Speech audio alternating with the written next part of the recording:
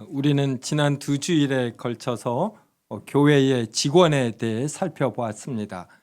교회의 직원인 목사와 장로에 대해서 각각 살펴보았고, 오늘은 교회의 직원인 집사와 권사에 대해 살펴봅니다. 집사와 권사는 거의 대동소이하다, 이렇게 보시면 됩니다.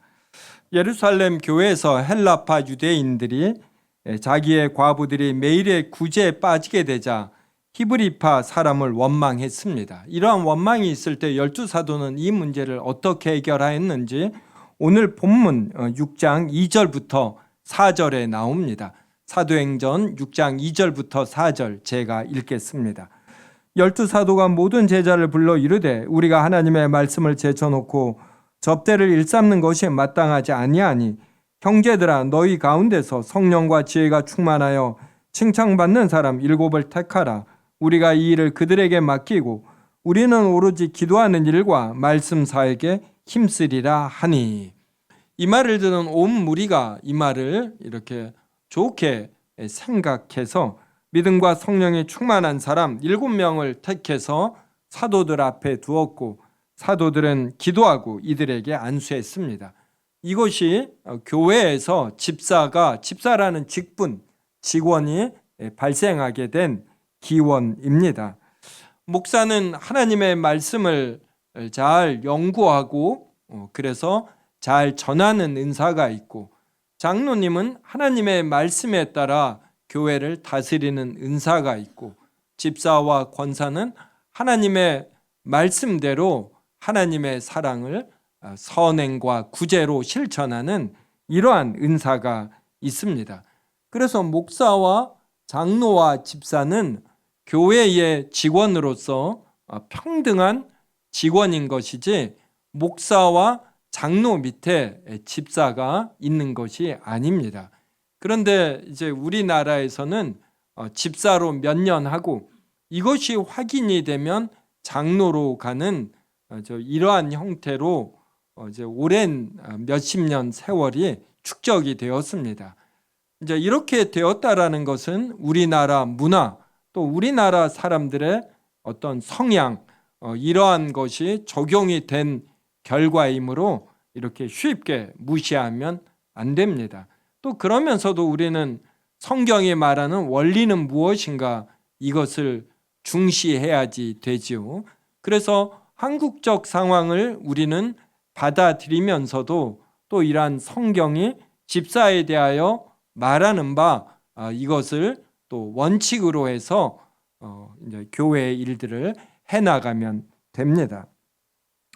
교단 헌법이 집사에 대해서 무엇라고 하는지 살펴봅시다. 주보에 적어 놓았습니다. 제1조 집사직의 성격이 나옵니다. 집사직은 수직적으로 목사, 장로 두 직 밑에 있는 것이 아니고 그 직분들과 수평적으로 병립한 구별된 직분이요 항존직이다. 그래서 헌법에도 목사, 장로 두 직 밑에 있는 것이 아니다 이렇게 나옵니다. 그리고 그 직분들과 수평적으로 병립한, 그래서 수평적으로 병립된 것이지 수직적으로 된 것이 아니다. 그리고 항존직이라는 말은 교회가 있으면 교회에 항상 목사, 장로, 집사라는 직분이 있어야 된다 이런 의미예요. 한번 집사가 되면 영원히 집사다 이게 아닙니다. 이 직분을 행하지 아니하면 그냥 일반 성도가 되는 것이에요.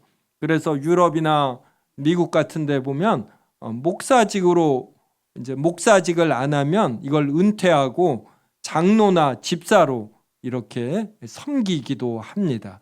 이제 그 사회는 우리 사회보다는 이러한 신분 같은 데서 좀 더 이렇게 진출입이 자유롭고 그리고 명확하게 수직적으로 이렇게 서열화되지 않기 때문에 이제 이러한 일이 가능하기도 합니다.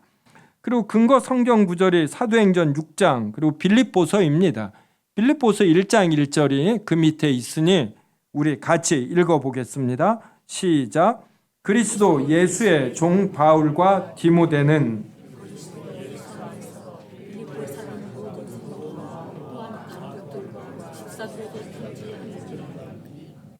우리가 2주 전에 목사에게는 감독이라는 기능이 있기 때문에 성경에서 목사를 목자라고 하기도 하고 감독이라고도 한다라는 걸 살펴보았습니다. 그래서 빌립보서 1장 1절은 감독들과 집사들 이렇게 말하는데 이게 바로 목사와 집사 이것을 이렇게 평등하게 병립적으로 나열하고 있음을 우리가 알 수가 있습니다. 자, 그렇다면 집사는 어떠한 사람이 되는가? 집사의 자격이 제2조로 나옵니다. 제가 읽겠습니다. 집사는 신실한 믿음과 지혜를 겸비한 30세 이상 된 남심자로서 흠없이 5년 이상 된 자로, 단 타 교회에서 온 장립 집사는 흠없이 3년 경과된 자, 사람들에게 인정을 받고 그 행위가 복음에 합당하며 그의 생활이 다른 사람의 모범이 될 만하고 특히 재정철에 진실한 자여야 한다. 봉사적 의무는 일반 신자에 마땅히 행할 것인 바 집사 된 자는 더욱 그러하다. 그래서 이 집사의 자격은 우리가 오늘 살펴본 사도행전 6장 2절부터 4절에 있는 성령과 지혜가 충만하여 칭찬받는 사람, 이 내용을 좀 더 풀어서 말씀한 것입니다. 그리고 근거 성경 구절인 디모데전서 3장 8절부터 12절이 있는데 주보 그 밑에 있으므로 저와 한 절씩 읽겠습니다. 이와 같이 집사들도 정중하고 일구위언을 하지 아니하고 술에 임박히지 아니하고 더러운 일을 탐하지 아니하고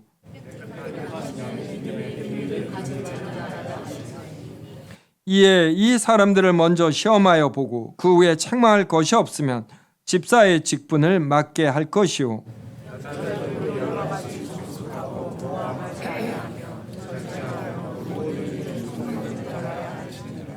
같이 있습니다.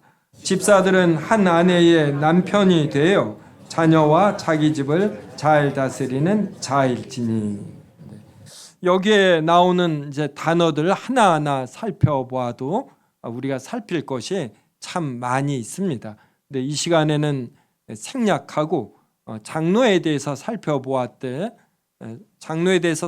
때 이미 살펴보았고 장로와 집사가 자격에 있어서 공통되는 부분이 큽니다. 장로는 말씀에 대한 분별 이것이 더 나와요. 그래서 말씀에 따라 영적 통치로, 그리고 집사는 선행과 구제하는 일이기 때문에 이런 사랑과 긍휼이 더 풍성한 것, 이제 이렇게 나오고, 그 다음에 목사나 장로나 집사나 다 모든 직원에게 공통적으로 중요한 것은 성령과 지혜가 충만해서 칭찬받는 이것이 가장 중요하다 하겠습니다. 지금서부터 제3조 집사의 직무도 살펴보아야지 되죠. 제가 읽겠습니다. 집사의 직무는 가난한 자를 돌아보며 환자와 갇힌 자와 과부와 고아와 모든 환난 당한 자를 위문하되 재직회의 결의에 따라 행하며 교회에서 책정된 구제비와 일반 재정을 수납 지출한다. 그래서 집사는 가난한 자를 돌아보는 것이구나. 환자, 갇힌 자, 과부와 고아, 이분들은 모두 다 도움을 필요로 합니다. 모든 환난 당한 자, 물질적인 도움, 또 사랑하는 사람이 갑자기 죽게 되었을 때 얼마나 위로와 격려를 필요로 합니까? 또 자신의 목표로 한 바가 성취되지 아니했을 때 그때 위로와 격려가 얼마나 필요로 합니까? 이러한 일을 특별히 집사가 하는 것입니다. 그리고 물질적으로 어려운 분을 돕는 데는 재정이 필요하지 않습니까? 그래서 이러한 물질을 사용할 때는 재직회 결의에 따라 행한다. 교회에서 책정된 구제비, 일반 재정을 수납 지출한다. 그래서 집사님은 장로님과 함께 재직회에서 그리고 재정부에서 이러한 재정을 수납 지출하는 일을 장로님과 함께 행하고, 특히 이것을 실행하는 실천적인 면에서는 이런 집사님들이 담당하는 것입니다. 지금서부터는 이렇게 집사로 뽑힌 7명의 집사님들이 실제로 어떠한 일을 했는가, 이것을 살펴보므로 목사와 장로와 집사가 자신들이 맡은 사역을 할 때 기본적으로 어떠한 자세를 가져야 하는가, 이것을 살펴보도록 하겠습니다. 사도행전 6장 10절에서 15절입니다. 저와 한 절씩 읽겠습니다. 스데반이 지혜와 성령으로 말함을 그들이 능히 당하지 못하여 사람들을 위시하여 말하되 이 사람이 여호와 하나님을 모독하는 것을 우리가 들었노라 하게 하고, 백성과 장로와 서기관을 충동시켜 와서 잡아가지고 공회에 이르러 이르되 이 사람이 거룩함과 율법을 거스러 말하기를 맞이하였노라. 그의 말에 이 나사렛 예수가 이곳을 헐고 또 모세가 우리에게 전하여 준 규례를 고치겠다 함을 우리가 들었노라 하거늘, 우리 중에 많은 사람들이 다 스데반을 주목하였으니 그 얼굴이 천사의 얼굴과 같다. 스데반이 주일에, 특별히 주일에 구제와 선행을 하겠고 또 맡은 일이 있으면 주중에도 했겠죠. 그러면서 스데반이 아주 중요하게 한 일이 지혜와 성령으로 하나님의 말씀을 선포한 일입니다. 그래서 대제사장, 장로, 서기관들이 스데반을 이기지 못했습니다. 스데반이 얼마나 하나님의 말씀을 잘 알고 있고 이것을 전하지 않고는 못 베길 정도로 예수 그리스도에 대한 열정, 이런 정열이 있었는가, 이것을 알 수가 있습니다. 이들은 거짓 증인자를 세워 시기심으로 스데반을 누명을 씌워 공회에 잡아들였습니다. 그때 스데반의 얼굴이 천사의 얼굴과 같았다. 네. 여러분, 우리가 어떠한 일을 추구할 때 이것이 반대되었을 때 이렇게 분노로 폭발되기 쉽습니다. 그런데 이것을 천사의 얼굴과 같이 되려면 정말 넓은 마음, 앞으로의 일들이 어떻게 진행될 것인가 널리 생각하는 이 마음이 있다는 것이, 자신을 반대하는 자들을 이렇게 궁휼히 여기는 마음, 이제 여기까지 된 겁니다. 그래서 우리가 무엇에 대해서 분노할 때 이렇게 천사의 얼굴과 같기 되기까지 자신의 분노를 폭발하는 것을 기다리는 것, 이것이 신자에게는 또 특별히 필요로 하지요. 그래서 스데반 집사가 말씀을 잘 전했어요. 그래서 사도행전 7장은 여러분이 구약 성경을 알고 싶다 그러면 사도행전 7장을 보셔요. 사도행전 7장이 구약 성경을 해석하고 이해하는데 얼마나 도움이 되는지 모릅니다. 스데반이 이렇게 구약 성경의 내용을 잘 설교하며 예수 그리스도를 드러내었습니다. 그때 이 말을 들은 유대인들의 반응이 사도행전 7장 54절부터 59절에 나오는데 저와 한 절씩 읽겠습니다.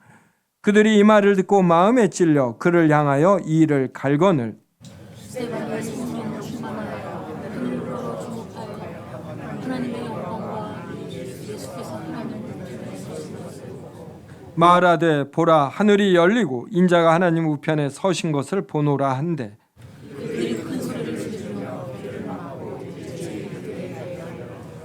성 밖으로 내치고 돌로 칠세 증인들이 옷을 벗어 사울이라 하는 청년의 발 앞에 두니라.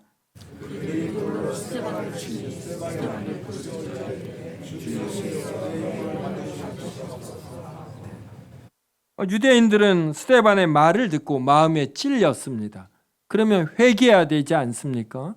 근데 충분한 회개에 이르지 못하면 자신의 마음을 찔리게 만든, 불편하게 만든 이들을 향해서 이를 갈며 진노하게 됩니다. 이들이 자신의 마음을 찔리게 한 게 너무나 불편한 것이거든요. 그래서 이들이 사라지기를 바라는 것이죠. 그래서 이들은 스데반을 돌로 쳐 죽이려고 했습니다.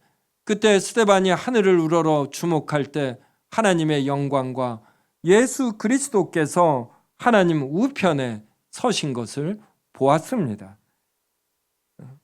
스데반은 하늘이 열리고 인자가 하나님 우편에 서신 것을 보노라. 하나님께서 죽음을 앞둔 스데반을 특별히 격려해 주시는 것입니다. 그래서 성령님을 통해 그로 하여금 평상시에는 우리가 인식하지 못하는 이러한 영적인 세계를 스데반으로 하여금 인식하게 합니다. 그럼 그 순간이 되면은 그를 돌로 치려하는 자들이 무섭지가 않은 것이고 돌에 맞았을 때의 고통이 그에게 크게 다가오지가 않습니다. 어떤 마약보다도 성령님께서 주신 그 감각이 훨씬 더 높은 차원으로 나타나기 때문에 발생하는 현상입니다.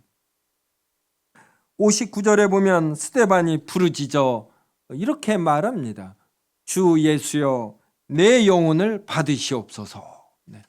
성도 여러분, 스데반이 얼마나 확신이 있는가 알 수 있지요. 여러분은 매일매일의 삶을 살 때 하나님께서 내 영혼을 받으신다라는 이러한 인식, 이러한 생각, 그리고 이러한 확신 속에서 사시는지 모르겠습니다. 우리가 이러한 생각 속에서 살면 우리의 사사로운 감정, 이러한 것들에 덜 매이게 됩니다. 이러한 것을 우선점으로 가지면은 우리의 생각하는 바, 우리의 감정이 위치한 수준, 평상시의 수준을 넘어서서 좀 더 높은 수준으로 올라가게 됩니다. 그래서 스데반은 기꺼이 죽음을 맞이할 수가 있는 것이. 그러면서 그 순간에도 이들의 죄를 그들에게 돌리지 마옵소서라고 스데반은 하나님께 기도합니다. 얼마나 멀리 그리고 널리 보고 높은 차원에 있으면 자신을 돌로 치려하는 자들, 이들의 죄까지도 스데반은 긍휼히 여길 수 있겠습니까? 두 번째로 집사로 안수를 받은 빌립에 대해서도 살펴보겠습니다. 사도행전 8장 2절부터 6절입니다. 저와 한 절씩 읽겠습니다. 경건한 사람들이 스데반을 장사하고 위하여 크게 울더라. 각 집에 들어가 문을 열어다가 오게 나오니 그 흩어진 사람들이 두루다니며 복음의 말씀을 전할세. 빌립이 사마리아 성에 들어가 그리스도를 백성에게 전파하니. 같이 읽습니다. 무리가 빌립의 말도 듣고 행하는 표적도 보고 한 마음으로 그가 하는 말을 따르더라. 경건한 사람들이 스데반을 장사 위하여 크게 울었습니다. 이 말은 단순히 장사했다 이것만이 아니라 스데반의 가족들도 돌보았다라는 것이겠지요. 이 일을 한 사람들을 경건한 사람들이라고 해요. 네, 경건한 사람들이라 선행과 구제를 의리 있게 실천하는 것입니다. 그때 이제 예루살렘 교회에 박해가 발생한 것입니다. 이 박해를 피해 사도를 빼고 온 성도가 예루살렘을 떠나 피했습니다. 8장 4절에 보면 그 흩어진 사람들이 두루다니며 복음의 말씀을 전했습니다. 이게 하나님의 섭리의 차원입니다. 하나님께서 복음이 온 유대와 사마리아까지 퍼지게 하는데 적들이 교회를 박해하는 것, 이것을 이용합니다. 그래서 우리는 어떤 큰 일이 교회의 박해로 발생해도 너무 염려할 필요가 없어요. 놀라운 차원으로 일하시는 하나님께서 이 박해를 사용하시어 어떻게 일할지 모르기 때문입니다. 이때 이 빌립이 5절에 보면 사마리아 성에 내려갑니다. 사마리아는 유대인들이 이방인들보다 더 더러운 자로 여겨서 불접촉하는 대상으로 여깁니다. 유대인들은 사마리아인들을 피해 다닙니다. 사마리아 지역을 통과하면 가까이 갈 수 있는 곳도 사마리아를 돌아서 갈 정도예요. 근데 예수 그리스도에 대한 복음으로 빌립은 사마리아 지역에 들어가 기꺼이 복음을 전하는 것입니다. 또 8장 후반절에 보면 빌립이 에티오피아 내시에게도 복음을 전하는 내용이 나옵니다. 그래서 지금도 에티오피아에는 많은 그리스도인들이 있습니다. 솔로몬 때 하나님의 말씀이 전해지고, 그래서 이 에티오피아 내시가 예루살렘 성전에 예배하러 온 것입니다. 그때 이 내시가 이사야서를 읽고 있습니다. 이사야서에서 언급되는 내용이 예수 그리스도를 의미함을 빌립이 가르쳐주고 세례를 주기까지 합니다. 성령과 지혜가 충만하면 집사의 직무를 맡은 자도 이렇게 예수 그리스도를 전합니다. 스데반과 빌립은 구제와 선행의 일, 이것을 분명히 했습니다. 그런데 교회가 박해를 받을 때에는, 그래서 교회가 정상적으로 모이지 않을 때, 그때에는 성령과 지혜가 충만한 자로서 예수 그리스도에 대한 확신을 갖고 예수 그리스도를 전합니다. 이것이 목사와 장로와 집사 모두에게 꼭 있어야 할 요소입니다. 제가 아마 저보다 주보의 헌법의 내용을 더 많이 쓰는 목사도 없을 것입니다. 아마 제가 이러한 법규, 헌법의 내용을 쓸 때 가끔 걱정되는 것이 있어요. 이것을 문자로만 이해해서 분명히 주보에 이렇게까지 쓰셨으면서 왜 이대로 우리 교회가 안 됩니까? 이러한 식의 표현이 나올까 봐 종종 걱정이 됩니다. 이것은 헌법에 담긴 이 법규의 정신, 의미, 이것을 모른 채 문자에 매일 수 있는 것입니다. 그러면 이런 현상이 나오는 것이에요.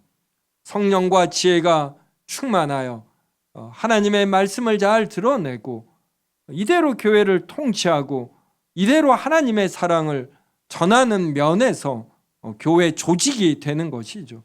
이것이 법규로 표현이 됩니다. 그래서 우리는 법규를 볼 때 왜 이 법규가 만들어졌는가? 정신과 의미를 알아야지 문자에 매이면 안 되는 것이에요. 스데반과 빌립은 문자에 매이지 아니하고 성령과 지혜가 충만한 자로서 오직 하나님만이 창조자이시고 구원자이시고 섭리자이심을 아는 것입니다. 이것을 전하는 것, 이것을 아는 것, 이것이 인생의 가장 큰 목적이 되는 것입니다. 그래서 사람들에게 전하지 않고는 못 배기는 것이에요. 그래서 목사와 장로와 집사에게 공통적으로 있어야지 되는 것이 복음에 대한 확신, 이것을 전하지 않고는 못 배기는 마음, 하나님을 알아가는 기쁨, 이것을 어떻게든 다른 사람들과 공유하려는 마음, 이것이 있어야 되는 것이에요. 여러분은 이번 탄핵 계엄 선포와 해제와 어떤 탄핵 이러한 일련의 일을 보면서 여러 생각이 들 것입니다. 제가 드는 생각들 중 하나는 얼마나 자신이 지지하는 이 내용을 드러내기 위해서 이런 세를 형성하고 이것을 밤을 지새면서까지 주장을 합니다. 눈이 오는 날 그 눈을 맞으면서 탄핵을 반대하는 분들이 있고 탄핵을 찬성하는 분들이 있어요. 우리 그리스도인들은 영원한 하나님의 나라를 알고 있는 것이고 이 가치대로 인생을 사는 것입니다. 그래서 우리는 이들보다도 더 강한 열정, 열망이 있어야지 되는 것이에요. 우리가 믿는 나라는 흔들리지 않는 나라입니다. 영원한 하나님의 나라예요. 지진이 나면 이 지구 위에 있는 것들이 다 흔들립니다. 우리는 이 땅 속을 우주 공간보다 더 몰라요. 우주 공간은 관측이 됩니다. 땅은 파고 들어갈 수가 없어요. 그래서 이 땅이 흔들리면 땅 위에 서 있는 모든 것들이 흔들리지 않습니까? 예수 그리스도의 재림 때는 공간이 흔들려요. 지진이 아니라 하늘에서 이 진동이 일어납니다. 그때 무엇이 견딜 수 있어요? 사람이 세운 모든 것들은 전부 다 그렇게 흔들리는 것이에요. 우리가 스데반처럼 널리 바라보면 여러분 한국 전쟁 이후에 우리나라에 일어난 여러 정치적인 사건들 이게 지금 피부처럼 와닿지 않습니다. 지금 발생하는 정치적 이러한 사건도 30년, 40년 후엔 그저 그런 일이 되는 것이에요. 우리가 지혜롭게 이 문제를 대하고 해결해야 하지요. 하지만 멀리 널리 바라보면 하늘에 지진이 일어나도 흔들리지 않는 영원한 하나님의 나라, 이것만이 가치가 있는 것입니다. 우리가 죽을 때 나의 영혼을 받아주시는 하나님, 그 하나님만이 우리 삶에 있어서 의미가 있는 것이에요. 우리가 교회의 목사와 장로와 집사가 된다라는 것은 이런 영원한 하나님의 나라의 가치를 알고 이것을 전하는 데 열심히 있다라는 것이고, 이러한 우리를 구원하기 위해서 하나님으로서 사람이 되신 예수 그리스도의 낮아짐, 희생, 사랑을 전하는 것이에요. 그 사랑과 희생을 특별히 집사님과 권사님이 전하는 것입니다. 성령과 지혜가 충만하여 하나님 나라만이 가치가 있음을 알고 이것을 전제로 해서 집사와 권사의 직분을 행하는 것이죠. 그래서 교회 밖에서 그 삶이 풍성히 드러나는 것입니다. 이것이 없이 이 헌법에 있는 법규대로 행하는 것, 이것을 열심히 행할수록 오히려 교회에 분쟁이 발생할 수 있는 것이, 근본 정신과 목적과 의미를 모르면 이렇게 되는 것입니다.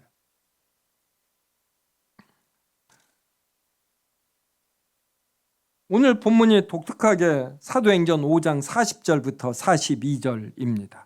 성도 여러분, 한번 성경 보셔요. 이건 제가 자막으로 안 드려서 자막에 안 뜰 것입니다. 5장 40절부터 42절 저와 한 절씩 읽겠습니다.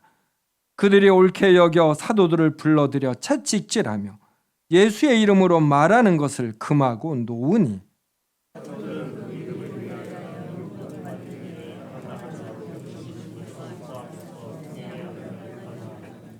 같이 읽습니다. 그들이 날마다 성전에 있든지 집에 있든지 예수는 그리스도라고 가르치기와 전도하기를 그치지 아니하니라. 이것은 사도들이 복음을 전해서 사람들의 반응이 크게 일어나자 대제사장 사두개인들이 시기심이 가득해서 사도들을 잡아들였어요. 그리고 채찍질하면서 더 이상 예수 그리스도에 대해 전하지 말라 이렇게 협박했습니다. 41절 보면 사도들은 그 이름을 위하여, 예수 그리스도라는 이름을 위하여 능욕받는 일에 합당한 자로 여기심을 기뻐했습니다. 채찍을 맞았는데 기뻐하는 것이에요. 그리고 42절에 보면 날마다 성전에 있든지 집에 있든지 예수는 그리스도라고 가르치기와 전도하기를 그치지 아니하니라. 침례교는 회중교회입니다. 그래서 침례교회는 한 지교회가 완전한 교회가 돼요. 이 장로교는 노예를 완전한 교회라고 봅니다. 그래서 목사 안수가 노예에서 이루어져요. 근데 침례교회는 이 지교회를 완전한 교회로 봐서 여기서 목사 안수를 줍니다. 누가 목사가 되는 줄 압니까? 바로 요 42절이 적용될 때, 이 사람이 무언가 설교를 하면 성도들이 반응을 하고, 그리고 복음에 대한 열정을 갖고 복음을 전한다. 이러면 그 지교회 회원들이 인정을 하는 것입니다. 그러면 이 회원들이 안수하면 목사가 되는 거예요. 이게 회중교회의 정치 원리가 됩니다. 침례교도 세월 속에서 신학 교육을 받는 것, 이러한 것이 필요함을 깨달아서 이제 이러한 과정을 겪은 이들을 그 지교회가 목사로 안수하지만, 기본적으로 침례교는 그 해당하는 사람이 말씀을 잘 전하고 복음을 전하는 열정이 있을 때 목사로 안수합니다. 또 침례교회, 일부 침례교회는 어떤 사람이 교회에 왔습니다. 그래서 예수님을 믿겠다고 해요. 그때 그 증거로 무엇을 보느냐면 복음을 전하는가. 누군가를 전도해 오면 더 따지지 아니하고 세례를 줍니다.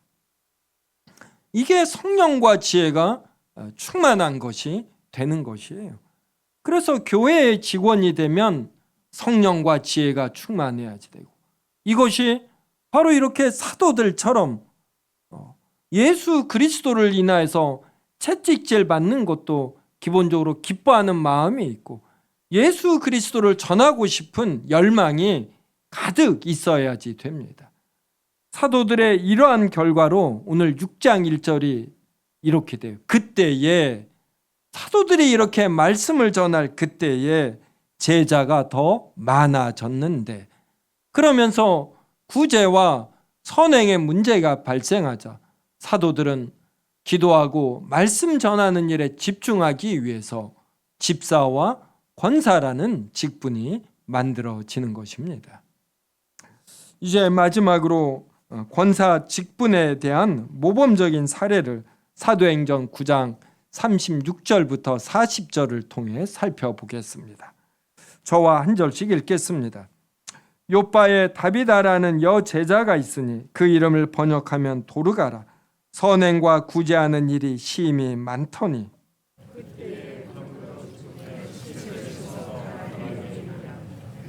루다가 요빠에서 가까운지라 제자들이 베드로가 거기에 있음을 듣고 두 사람을 보내어 지체 말고 와 달라고 간청하여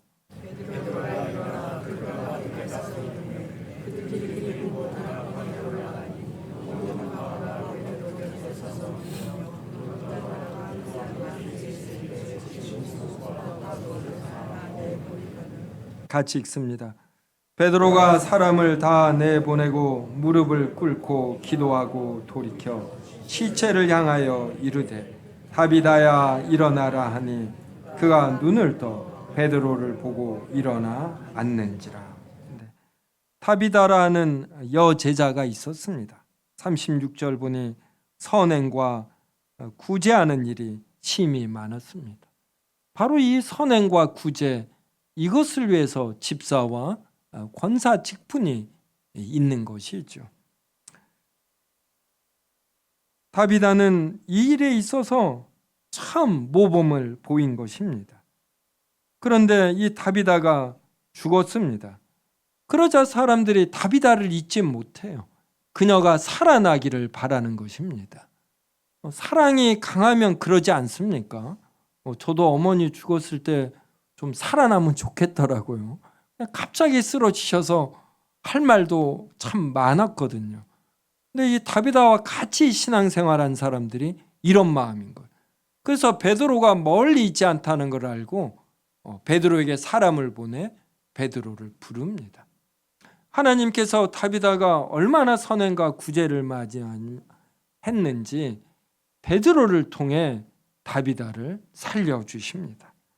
베드로가 도착했을 때 39절에 보면 모든 과부가 베드로 곁에 서서 웁니다. 그러며 그들과 함께 있을 때 지은 속옷과 겉옷을 내보입니다. 당시에는 옷이 귀했지요. 다비다는 겉옷만이 아니라 속옷까지도 만들어 준 것입니다. 이것을 내보이며 베드로에게 이렇게 사랑과 선행을 한 다비다를 꼭 살려달라고 얼마나 간청했겠습니까?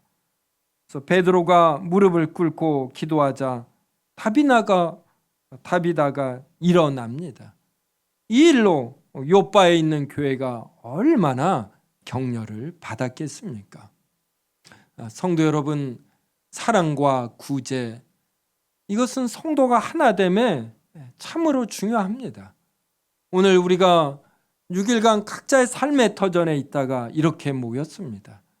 이제 식사하고 헤어질 터인데 각자의 어떤 힘든 문제가 그대로 있는 가운데서 예배드리고 식사하고 흩어지면 어떤 경제적으로 어렵거나 어떤 친한 사람을 잃었거나 이 사람은 마음이 쓸쓸한 것이에요. 결국은 나 혼자이구나. 이제 이런 생각을 갖는 것입니다. 근데 집사님과 권사님은 이렇게 남을 살피는 눈이 있는 것이에요. 악수를 하거나 대화할 때도 그 얼굴을 잠잠히 보면서 입으로는 말하지 않지만 마음속에 있는 어려움을 찾아내는 것이죠. 그래서 물질적인 어려움이 있으면 어떻게든 돕는 것입니다. 교회의 말에서 당회와 재직회를 통해 교회가 책정한 구제금이 전달되게 하거나 아니면 자신에게 여유가 있으면 이거로 돕거나 또 큰 물질적 문제가 아니고 마음의 감정과 정서의 문제라면 주중에라도 맛있는 식사 자리로 초대해 대화하며 격려하고 위로하는 것이에요. 집사와 권사님 없이 교회는 든든히 서지 않습니다. 말씀과 다스림만으로 교회가 섭니까? 예배가 끝나면 식사해야 되죠. 식사를 얼마나 잘 준비하고 성도 한 분 한 분을 살피며 격려하는 일, 이 일이 없이 교회는 서지 않습니다. 세움교회가 수요일날 오전 11시 예배가 잘 되는데 이 목사와 강도사와 전도사가 말씀 잘 전해서 아니에요. 여러 경우는 수요 예배에 참여한 분들이 목사와 강도사와 전도사의 설교를 그냥 들어줍니다. 저희가 얼굴 보면 알겠어. 은혜 받지 않아도 예배에 참석해 주셔요. 이분들이 쓸쓸히 돌아가지 않도록 권사님들이 식사를 준비합니다. 그 식사 자리를 통해서 그래도 교제하며 따스해지는 것이죠. 세움교회도 빈 곳이 참 많이 있습니다. 저도 성도님들을 통해서 이렇게 저렇게 격려받습니다. 교회에서 정한 사례비 말고 성도님들의 따스한 말과 저에 대한 관심을 통해서 제가 크게 격려받으며 그래 더 열심히 목회해야지 이러듯 다른 성도님들도 이러는 것이에요. 그래서 이러한 일이 얼마나 많은가, 이것이 교회를 하나 되게 하는 것입니다. 자신의 경제적, 다른 어떤 대인 관계적 문제, 정서의 문제가 전혀 해결되지 않는 상태에서 설교 듣고 밥 먹고 집으로 돌아가면 그 발걸음이 쓸쓸한 것이에요. 결국은 나 혼자구나 이 생각을 하는 것입니다. 이거를 없애는 것이 집사님과 권사님인 것이에요. 그래, 나의 가족 말고도 교인들이 나의 한 형제이구나 이 생각을 갖게 해야 하는 것입니다. 그리고 이런 분들을 하나님께서 기뻐하셔요. 얼마나 다비다를 기뻐하시면 베드로를 통해 살려주시기까지 하겠습니까? 세움교회가 이러한 면에서 성령과 지혜가 충만한 성도들이 많아지고 그래서 그 섬김을 통해 더 하나가 되면 좋겠어요. 저도 죽을 때 아직 아내하고 정확한 비율 상의하지 않았지만 제가 재산이 얼마나 있겠냐만 일부는 교회에 헌금하는 것이 이게 옳다 생각합니다. 이것이 성도에 대한 하나됨을 표현하는 것이지 아주 박절하게 자기 자식들만 위해 유산을 배분하는 것. 저도 조금은 있겠죠. 재산이 남겨줄게. 이걸 자식들만 하는 거, 이것은 목사가 해야 할 자세가 아니라 생각합니다. 우리 성도들도 넓게 멀리 보면서 내가 예수 그리스도를 믿는 것, 이 됨의 의미가 무엇인지 알고 삶의 구석구석에서 풍성이 드러나기를 주님의 이름으로 기원합니다.